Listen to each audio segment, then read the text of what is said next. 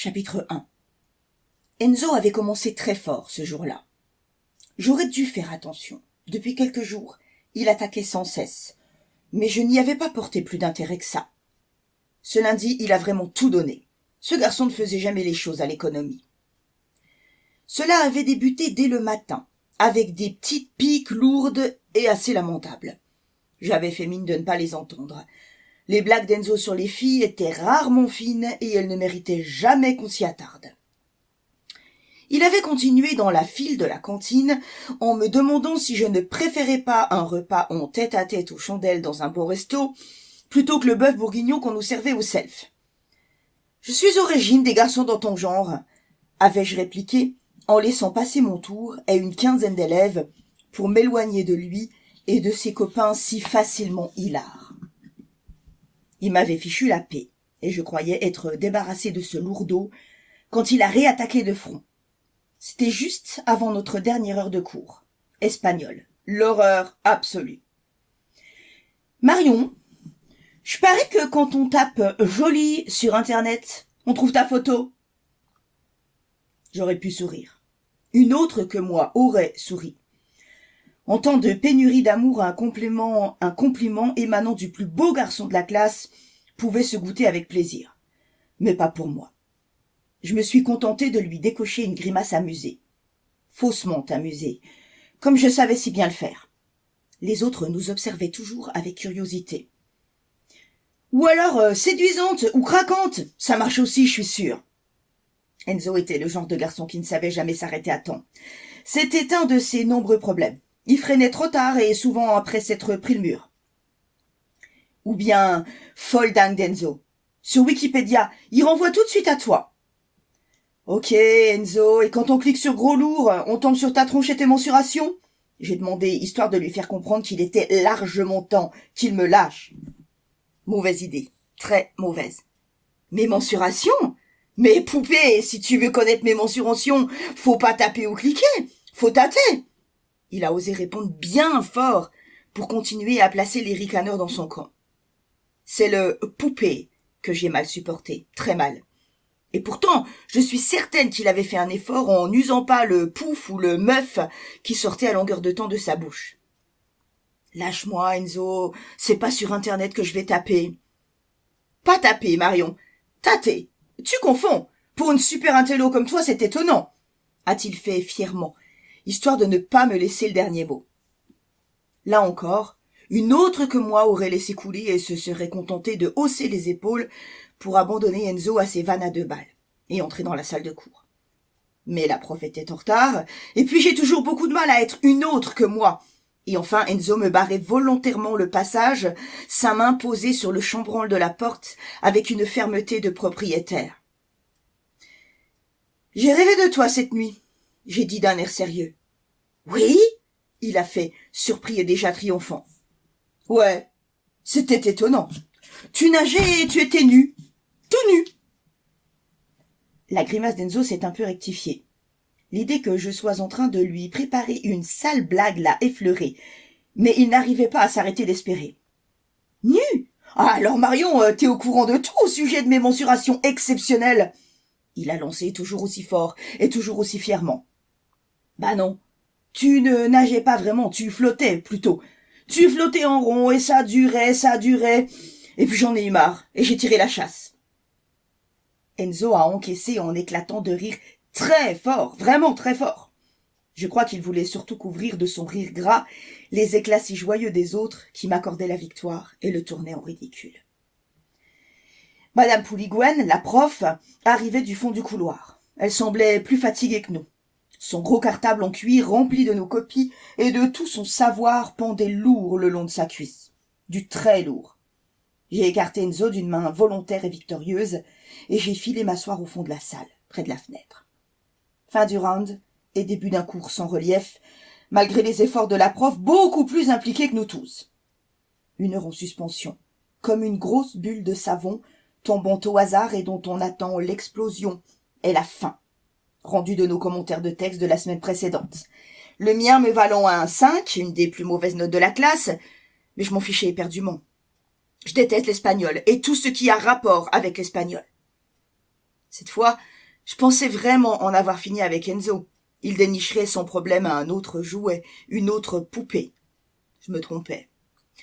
Dès la fin de cette heure interminable, il a dû trouver très amusant de me faucher mon sac dans l'escalier central et de se carapater avec vers la sortie. Bêtement, en l'insultant, j'ai couru derrière lui jusqu'au trottoir, même si je savais que je n'avais aucune chance de le rattraper s'il décidait de s'enfuir. J'ai eu peur que cet imbécile ne balance mes affaires sous les roues des voitures et des bus qui passaient sur le boulevard. Il s'est laissé rattraper à hauteur de l'arrêt de bus.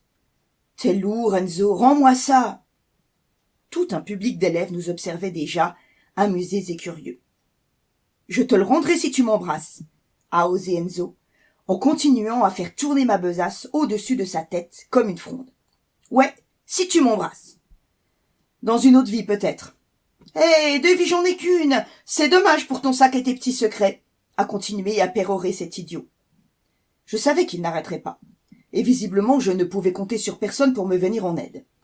Enzo, comme on dit, était quelqu'un au collège. Autour de nous, les mêmes qui, dans le couloir du premier étage, s'amusaient de notre joute, attendaient à présent le point d'orgue à cette nouvelle joute, le baiser. « Bon, on va voir ce que je peux faire pour toi, » ai je fait en m'approchant, absolument pas disposé à lui claquer la moindre bise, même rapide et sèche sur la joue. La fronde a ralenti avant de retomber au bout de sa main. Je comptais là-dessus pour récupérer mon bien. J'étais décidé à me défendre, si nécessaire. Je tendais ma main vers mon sac ouvert et lui ses lèvres vers les miennes fermées. « Sur la bouche !» a-t-il précisé, en avançant ses lèvres, certain de son bon droit. Et il a brusquement tourné le visage pour que nos 2 bouches s'effleurent. La paire de baffes est partie d'abord et mon pied immédiatement ensuite.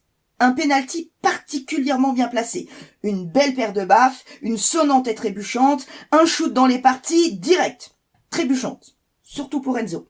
Il s'est affalé par terre, le souffle brusquement coupé.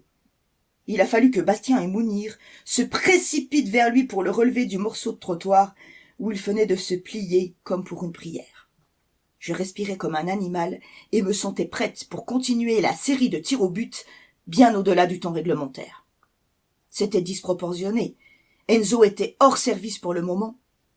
Mais je prenais sur moi pour ne pas lancer à nouveau mon pied au gré de ma colère. « T'es complètement taré, Marion. Il voulait juste te faire un smack sympa !»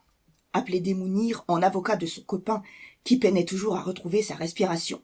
« C'est smack, sympa ou pas, il se les avale et il s'étouffe avec !» j'ai hurlé en reculant d'un pas ou 2 pour prévenir toute représaille d'Enzo, du moins quand il aurait récupéré son souffle et lâché son entrejambe. Rapidement, mais maladroitement, j'ai ramassé mon sac, qui gisait comme un chat mort à leurs pieds. Je me suis dépêchée de fourrer dedans le classeur, les bouquins, la trousse et toutes les babioles qui s'étaient complètement éparpillées jusqu'au caniveau et au pilier de l'arrêt de bus.